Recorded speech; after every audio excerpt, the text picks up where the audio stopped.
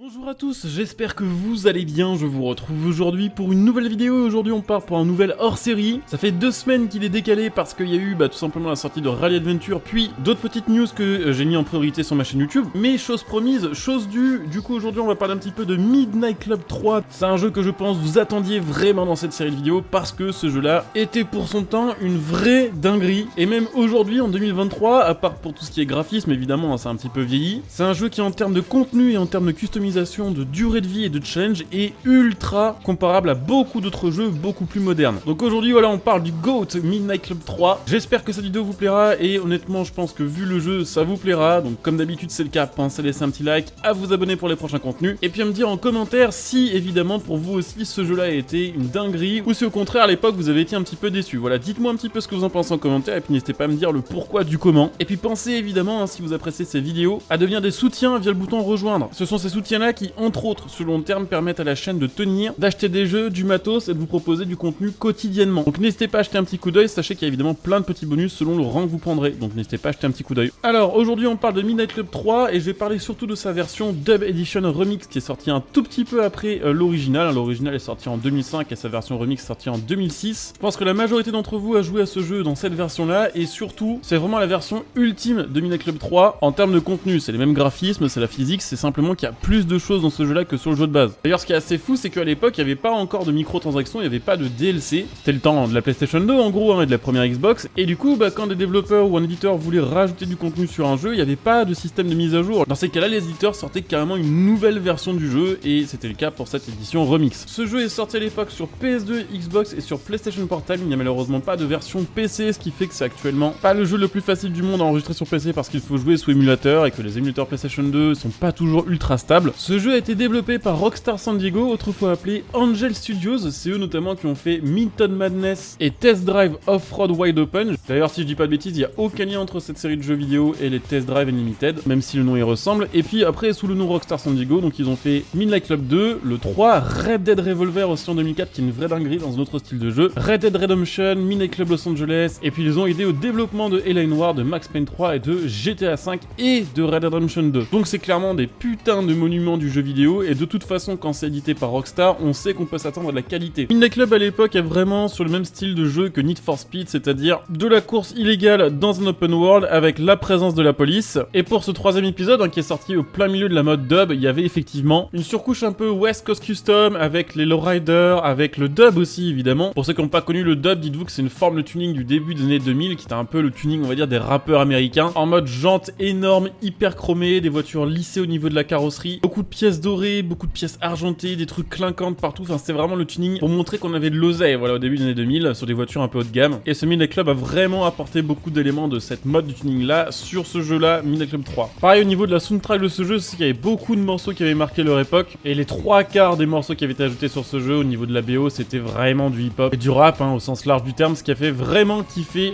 la communauté à l'époque si je dis pas de bêtises. Donc niveau histoire sur ce jeu, le moins que l'on puisse dire c'est que c'est du basique de chez basique. Vous êtes un nouveau pilote, votre but c'est de vous faire une place et d'atteindre le sommet des pilotes de Midnight Club et pour ça vous allez devoir acheter les plus grosses voitures, les meilleures améliorations et battre tous les autres pilotes de la ville. C'est du classique, ça fait de toute façon à peu près 25 ans que les scénarios sur les jeux vidéo de course c'est à peu près tout le temps les mêmes, mais c'est pas un souci quand on a beaucoup de contenu et clairement Midnight Club 3 Dub Edition spécialement en remix pour l'époque c'était incroyable ce qu'on avait, puisqu'on n'avait pas une, ni deux, ni trois, mais bien 4 maps que vous pouviez parcourir comme vous le souhaitez, puisque ce jeu de course était un jeu de course open world, donc en monde libre. La première map c'était San Diego, donc on commençait ici vraiment avec les plus petites voitures du jeu, une petite moto aussi, puisqu'il me semble qu'à l'époque sur ce jeu-là il y avait également des motos et des choppers. Ensuite on passait à la ville d'Atlanta, donc là c'était on va dire un peu le mid-game du jeu de base. On commençait à avoir des voitures un peu premium, mais c'était pas non plus incroyable. Et puis on terminait sur Détroit, qui était la ville de fin de jeu où toutes les courses étaient plus dures, plus longues et où il fallait vraiment les plus gros gamos du jeu. Donc là vous allez me dire ça fait 3 maps, nous a dit 4, espèce de gros mytho. Non, il y a bien 4 maps, c'est juste que la 4ème map elle est réservée justement à la Dub Edition Remix et c'est la ville de Tokyo. Donc effectivement pour la version normale 3 maps américaines et pour la version remix une 4ème ville, donc Tokyo, qui est tout simplement une version remasterisée du Tokyo de Midnight Club 2, puisque Midnight Club 2 se passait entre autres à Tokyo. Alors certes à l'époque les maps étaient plus petites que celles que l'on a actuellement sur un jeu comme Forza Horizon et surtout moins détaillées et moins travaillées, mais pour l'époque c'était vraiment très bien et chaque map avait ses spécificités en termes de routes, avait ses décors décor et son ambiance. Ce qui est assez fort, d'autant plus que le jeu se passait intégralement de nuit. Il n'y avait pas de cycle jour-nuit, on pouvait pas rouler de jour. Donc au final, 4 maps disponibles sur ce jeu-là en monde ouvert, et d'ailleurs on pouvait switcher un petit peu quand on voulait de map. Une fois une map débloquée, on pouvait retourner les anciennes via un système de ferry ou d'aéroport. Je suis plus vraiment sûr du fonctionnement du truc, mais je sais qu'on arrivait en espèce de garage et ça transportait la voiture de ville en ville. Le jeu avait pour moi vraiment une carliste de fou pour l'époque, puisqu'il proposait aux alentours des 80 véhicules dans l'édition remix, qui étaient répartis dans plusieurs catégories. Ce qu'il faut savoir, c'est que sur ce jeu, une catégorie c'était un championnat, et que par exemple pour compléter le championnat Muscle Car, il y avait des épreuves spéciales Muscle Car sur les 3 ou 4 maps du jeu, et tout au bout, à la fin, il y avait la course, on va dire un peu en mode Goliath, qui était une très grande course, très difficile et très longue, qui vous permettait du coup de valider entre guillemets ce chapitre. Vous pouviez changer, on va dire, d'arbre de voiture un peu comme vous vouliez, hein. Vous pouviez commencer un peu en Muscle Car, puis vous stacker aux voitures exotiques, hein, qu'on appellerait maintenant plutôt des supercars, et revenir quand vous le souhaitiez au championnat des Muscle Cars. Mais c'était vraiment le fonctionnement classique des épreuves sur le jeu, peu importe la catégorie de voiture que vous choisissiez. Donc il y avait plusieurs catégories, donc il y avait la catégorie des Muscle Cars, des voitures exotiques, donc aussi appelées maintenant je pense plutôt supercars, les Import Tuners, qui étaient les voitures de sport petit budget moderne. Il y avait ensuite les berlines, les SUV, les choppers, donc les espèces de motos customisées, et puis les motos de sport. Ce que je kiffais vraiment dans cette liste là, c'est qu'il y avait des voitures qu'on voyait pas sur beaucoup d'autres jeux. Il y avait certains modèles en particulier qui m'avaient fait vraiment kiffer sur ce jeu là, comme par exemple la Cadillac Eldorado, qu'on a sur très peu de jeux, hein, la version de 1970, vraiment énorme. La Supra, la IS300, la Skyline R34, qui était à l'époque des voitures ultimes parce que c'était vraiment la période où elles étaient ultra populaires. Il y avait aussi la Cadillac Siens, qui était un concept car de l'époque, la Mercedes CL500, la CLS 55 AMG aussi, qu'on a sur très peu d'autres jeux. Il y avait le Mercedes G500 aussi, hein, qui est un petit peu l'alternative à tous les classes GMG qu'on nous propose. Et puis il y avait aussi quelques voitures de préparateurs comme Gembala, qui par exemple proposait la Gembala F355, qui est une version de Ferrari 355 préparée par Gembala, et également sa version de Porsche 911 Twin Turbo, qui était monstrueuse sur ce jeu-là à l'époque. Donc beaucoup de voitures un peu uniques qu'on a eu sur aucun autre jeu, et surtout ces voitures étaient ultra customisables. Il y avait des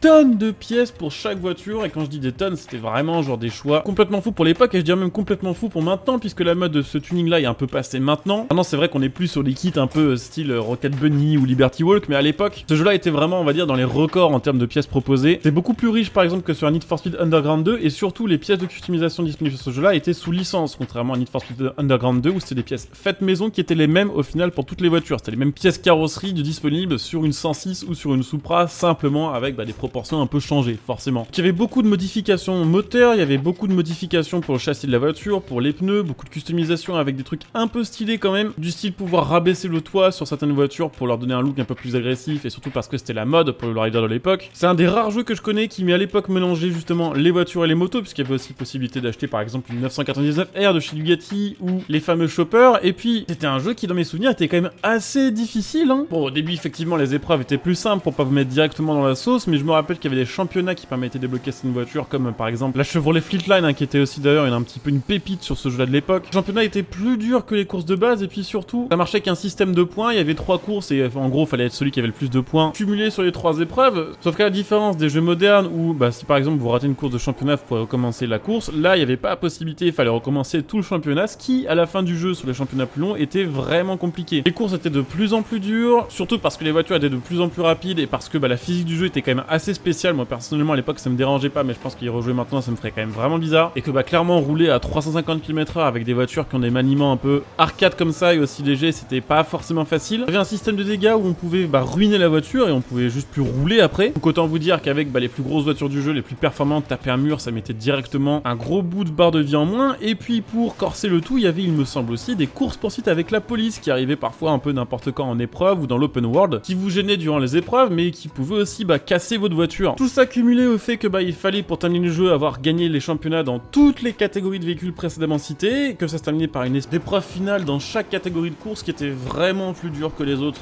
Vraiment fallait être au taquet niveau voiture, niveau réflexe et niveau pilotage. Donner un jeu qui sur les dernières heures de jeu pouvait vraiment faire rager et faire péter des manettes. Au niveau du type de course par contre c'était assez limité. Il me semble qu'il y avait les circuits, les sprints et un mode où il fallait être le premier à avoir passé tous les checkpoints de la course sans itinéraire obligatoire. Donc vous pouviez choisir l'ordre l'ordre des checkpoints à prendre et les routes à prendre pour terminer vos courses. Il y avait du multijoueur qui était disponible sur le jeu, alors pas en local mais uniquement via internet. Alors j'ai jamais pu tester à l'époque et malheureusement maintenant les serveurs ont fermé, mais apparemment il y avait des nouveaux modes de jeu qui étaient disponibles en online, notamment le tact qui a l'air de se jouer un petit peu en mode chat tout simplement. Il y avait de la capture de drapeau, il y avait le mode paint, alors je sais pas trop ce que c'était, j'ai pas réussi à trouver d'explication, puis il y avait un mode autocross, alors là c'est pareil, j'en ai jamais vu, mais si quelqu'un d'entre vous y a joué à l'époque en online, hein, peut-être que vous pourrez éclairer ma lanterne via les commentaires sous cette vidéo. Bon, graphiquement pour l'époque ça tenait à peu près le coup, encore bon c'était pas forcément le plus jeu de la terre à ce moment-là, mais c'était loin d'être le plus moche non plus, et vu la taille des maps et vu le contenu c'était totalement acceptable. Au niveau du son des voitures, je sais qu'à l'époque on accordait peut-être moins d'importance à ce sujet-là, mais c'était pas dégueu non plus, alors c'était moins stylé très honnêtement que ce qu'on avait au niveau des sons sur un Need for Speed Underground 2 qui à l'époque déjà enregistrait vraiment en vrai le son des voitures proposées sur le jeu, et selon les modifs on avait des sons différents. Sur Midnight Club 3, bon chaque voiture a des sons différents, mais je les suspecte en gros quand même d'avoir un archétype de V8, un archétype de V6, un archétype de V12, et de simplement changer le son sur les voitures selon le nombre de tours que prend la voiture, et en rajoutant des tout petits effets genre equalizer ou un peu de disto. Donc elles font toutes des sons différents, certaines ont des sons assez sympas, mais certaines font des sons assez irréalistes, et globalement les sons étaient pas particulièrement dingues. Ça allait, mais c'était pas fou non plus. Et il y a clairement les voitures sur lesquelles le son était à la ramasse, notamment je pense à la Lamborghini Murcielago, qui en vrai fait un son quand même incroyable de V12, sur ce jeu là elle faisait un son de V8 diesel quoi.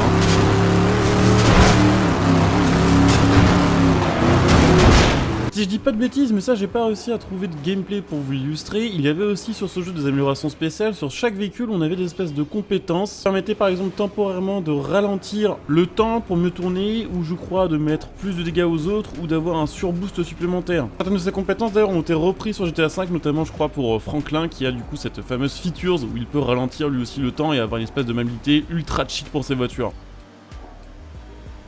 Après c'est vrai que je l'ai évoqué que rapidement dans cette vidéo, mais la physique de ce jeu était quand même assez particulière. D'ailleurs ils se sont beaucoup améliorés sur le Midnight Club qui est sorti après, hein, le dernier de la série actuellement, le Midnight Club Los Angeles. C'est vrai que sur Midnight Club 3 les voitures avaient vraiment un feeling de voiture très légère, globalement elles avaient un peu tous le même fonctionnement. Bon il y avait quand même quelques petites différences forcément entre les muscle cars et les hypercars. On va dire que sur ce jeu il y avait plus de changements au final entre les voitures du côté de l'esthétique et du son que du côté de la conduite, c'était vraiment un peu tout le temps la même chose. Un feeling très léger, des sauts démesurés, des drifts qui ressemblent plus à des power slide qu'à des drifts en propulsion, des accélérations complètement abusées. Entre la nitro, le système d'aspiration et l'accélération de base, on était genre à 350 km/h en 5 secondes, donc c'était tout sauf réaliste. Pour résumer du coup un petit peu ce Midnight Club 3, niveau physique c'était assez bizarre, mais pour l'époque c'était pas si choquant que ça parce que la plupart des jeux, à part quelques exceptions, étaient un peu chelous aussi, hein, c'était pas aussi réaliste que les jeux de maintenant. Niveau graphisme c'était plutôt cool aussi sans être exceptionnel, mais c'est complètement pardonnable vu la taille des maps et le nombre de maps disponibles en open world. Niveau son de voiture pour l'époque c'était assez correct, c'était moins bien qu'un Need for Speed mais c'était mieux par exemple qu'un Gran Turismo 4. Par contre niveau contenu en termes de nombre de voitures, pour l'époque 90 bagnoles c'était vraiment bien, surtout si on compare avec la concurrence en termes de jeux de course open world. Si on prend du coup les Need for Speed de 2005 et 2006, on avait aux alentours des 40 voitures sur ces jeux-là. Bon après si on prend Gran Turismo 4, il y avait aux alentours des 400 voitures. Mais Gran Turismo 4 c'est pas un open world, donc c'est quand même pas tout à fait comparable. Pareil au niveau des customisations, je vous ai montré un simple exemple dans cette vidéo avec la customisation de la Supra, mais il y a genre 20 pare-chocs différents pour l'avant, pour l'arrière, pour les capots il y en a une dizaine, les ailerons il y en a une vingtaine. Puis vous avez littéralement des milliers de possibilités de customisation sur chaque voiture. Et là-dessus j'ai envie de dire que c'était vraiment mieux que la concurrence aussi. Alors certes sur Need for Speed Carbon qui était de 2006, on avait le système d'autosculpt qui permettait de faire des pièces personnalisées, mais il y avait quand même pas autant de kits de base et surtout c'était pas sous licence. Et en plus de ça, si on va être on va dire plus honnête, ce Midnight Club faut plutôt le comparer à Most Wanted ou Underground 2 puisque l'original, donc Midnight Club de base, avant l'édition remix, est sorti en 2005, donc avant Carbon qui est sorti en 2006. 2006 c'est l'année du remix. Et dans ces cas-là, sur Most Wanted il y a très peu de customisation et sur Underground 2 il y a beaucoup moins de customisation que sur Carbon et en plus il n'y a pas d'autosculpte. Donc à ce niveau-là, en termes de contenu de voiture, que ce soit les customisations et la liste des voitures, je pense que ce jeu était une masterclass pour son époque. Plus les courses-poursuites avec la police, plus l'ambiance, on va dire, un peu Fast and Furious du départ de course, la durée de vie du jeu, puisqu'il était quand même relativement long. Là, j'ai vu sur YouTube que des gens arrivent maintenant à le terminer en une dizaine d'heures de jeu, mais c'est vraiment 10 heures en farmant le truc, en connaissant vraiment le jeu par cœur et en sélectionnant les voitures les plus rapides du jeu, mais clairement, pour quelqu'un qui jouait pour sa première fois à Midnight Club 3 et qui découvrait à l'époque, je pense qu'on pouvait facilement multiplier ce nombre d'heures par 3, sachant qu'en plus, il y avait déjà des gens qui, comme moi à l'époque, étaient vraiment en mode collectionneur, c'est-à-dire voulaient tester absolument toutes les voitures Adventure, quand on avait du contenu comme ça, avec toutes les customs, ça prenait littéralement des centaines d'heures de jeu de faire le tour d'un jeu comme celui-ci. Et en vrai, avec un petit peu de recul, je me rends compte qu'il y a beaucoup plus de défauts sur ce jeu que dans mes souvenirs, mais je crois que ce jeu est sorti au bon moment et a bien ciblé sa clientèle et a su proposer le bon compromis open world, ambiance tuning des débuts des années 2000 et carlisse de ouf, et je crois que ça a vraiment marché pour pas mal de joueurs, dont moi à l'époque. Donc clairement, Midnight Club 3 est, je pense, pour beaucoup de gens dans le panthéon des jeux de tuning et des jeux de course centrés sur la customisation du début des années 2000. J'espère en tout cas que cette série de vidéos vous motivera toujours. Je ne sais pas quel sera le prochain, pour l'instant j'hésite entre deux jeux, mais comme celui-ci, je pense que dans tous les cas ce sera un jeu qui vous plaira. Si vous appréciez toujours cette série de vidéos et si vous appréciez cette vidéo, je vous invite évidemment à soutenir la chaîne par tous les moyens gratuits qui existent. Vous pouvez par exemple me follow sur Twitch pour les prochains lives et vous abonner avec Prime pour profiter de plein de bonus sur la chaîne Twitch. Vous pouvez utiliser mes liens de soutien que vous trouverez sous cette vidéo qui vous permettront de faire vos achats à prix réduit, comme le lien Instant Gaming pour acheter vos jeux et le lien matal.net pour acheter votre matos. Donc n'hésitez pas à jeter un petit coup d'œil et puis de mon côté, je vous souhaite une bonne journée et je vous dis à très bientôt pour une nouvelle vidéo. Bonjour à tous, ciao.